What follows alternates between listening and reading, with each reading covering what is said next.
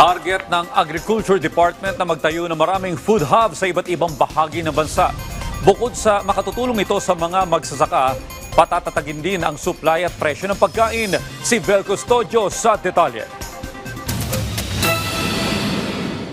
Potential game changer kung maituturing ang itinatayong Clark Food Hub Project sa pagtutulungan ng Department of Agriculture at Department of Transportation ayon kay DOTR Secretary Vince Dizon sa site inspection ng DOTR Clark International Airport Corporation. Kinumpirma naman ni DA Secretary Francisco Q. Laurel Jr. na itinatayo ng inisyal na 12 hektarya mula sa kabuuang 47 hektarya na lupa para sa food hub.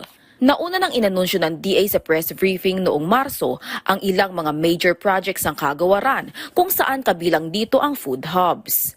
Kailangan mo rin ng parang connected na mga trading centers para masigurado na bukod dun sa maayos mo yung storage ng commodity, maganda rin yung market and logistics. Kaya ang plano ni Secretary ng DA in the long run is to establish these cold storages and these food hub or trading facilities nationwide. We are also working with ADB para dun sa pagtatayo ng mga agricultural ports. Target ng DA na maging operational na ito sa loob ng 18 buwan mula ng simula ng pagpapatayo sa food hub.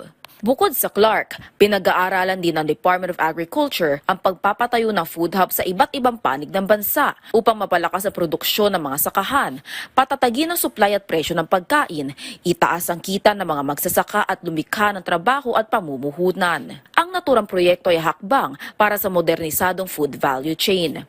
Bukod dito, patuloy naman ang pagpapatayo ng DA ng cold storage facilities, post-harvest facilities at irrigation system. All these agri-infrastructures na medyo hindi napondohan